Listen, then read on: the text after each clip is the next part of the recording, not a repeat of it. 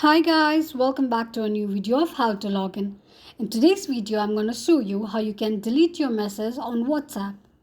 Watch the video till the end and don't forget to subscribe to our channel by hitting the subscribe button. Also, press the notification bell icon so that YouTube will notify you whenever we post a new video. Now, to delete your message on WhatsApp, firstly open your WhatsApp application. Click on the particular message. To delete the message, long press on the particular text and click on dustbin option at the top right corner of the screen. Confirmation of deleting the message will pop up on the screen. You can either delete it for yourself or for both the participants. Click on one of the options and this is how you can delete your WhatsApp message quickly and easily just in few steps.